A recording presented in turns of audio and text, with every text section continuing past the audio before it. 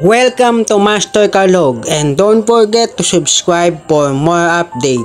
Ibinasura ng Senado ang bilyong-bilyong budget sa AKAP, sa mga ayuda at sa iba pang mga patupad na mga binibigay ng ng mga congressman. Kaya ito ay tinigil o ibinasura ng Senado at hindi magbibigay sa 2025 budget about dito.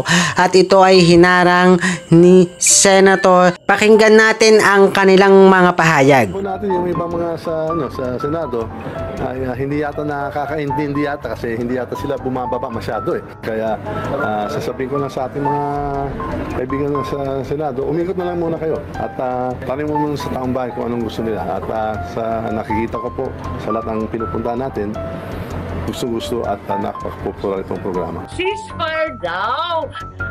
Wala daw bastusan. Siya naman ang nagsabi, walang pake ang Senado. Ayan. Siya nagumpisa. Nung inugali ko, yung ugali niya, umiiyak siya.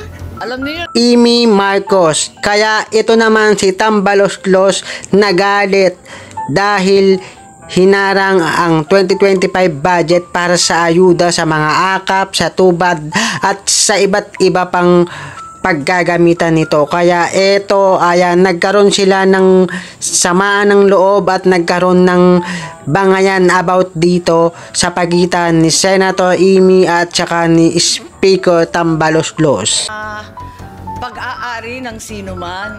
Are you saying there's no AKAP in the Senate version? Yes, I deleted it entirely. Yes, I deleted it entirely.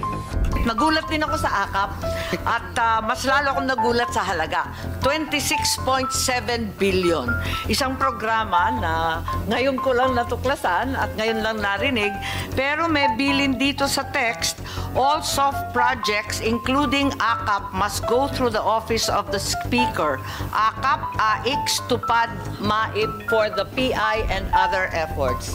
Saan nanggaling itong budget? Baliktad na pala ang budgeting process natin. Ang Kongreso na magde-decide kung anong project i-implement ninyo. Hindi pala kayo ang nagre-request sa Congress na project na pupunduhan, program na pupunduhan?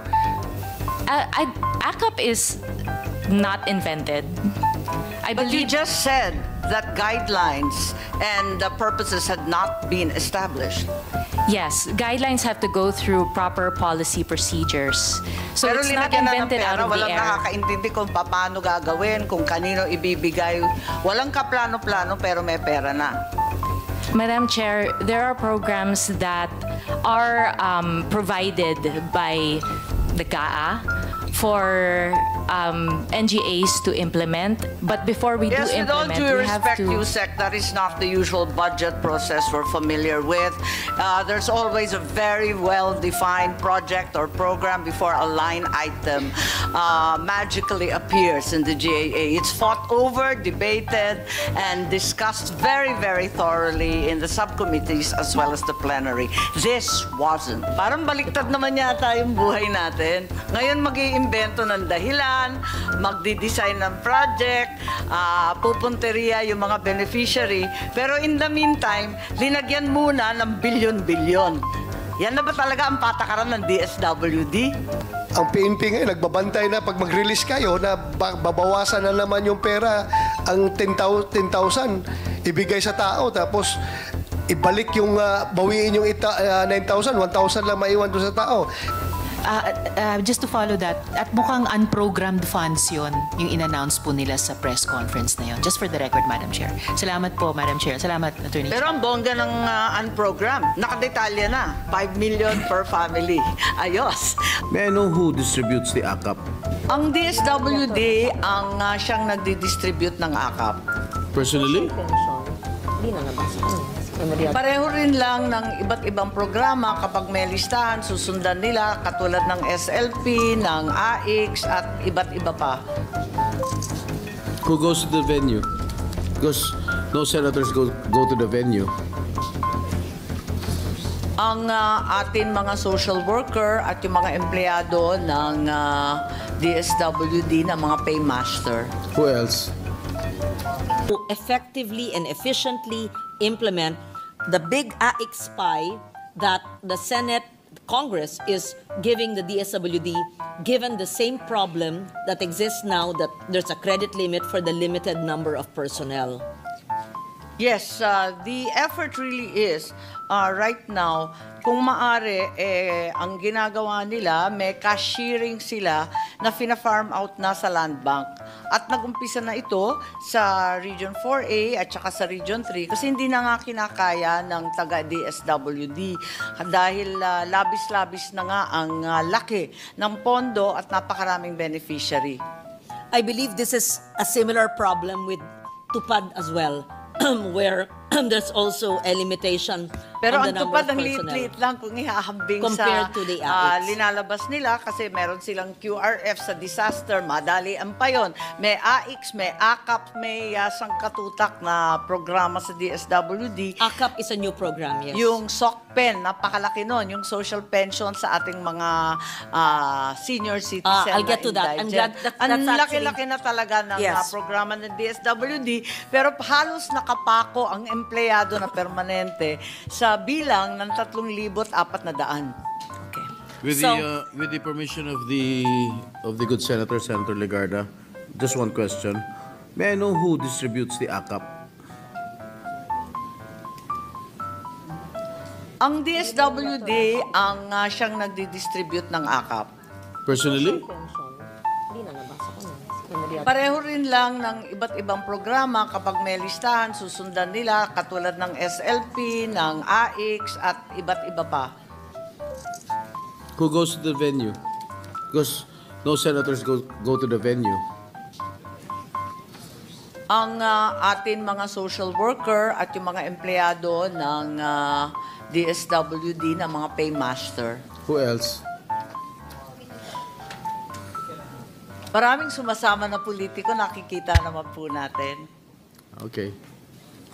Thank you for your answer, Senator Marcos. Would you like a more specific answer to that? Yeah. Okay. If you may. If you wish to do so. AKAP is a new initiative, yes. You mentioned about what are the programs, just so that it's on the record, what are the programs of the DSWD? I am familiar with the AICS, which has AICS for scholarships, for burial assistance, for livelihood assistance, financial assistance during disasters. And we have the Sustainable Livelihood Program.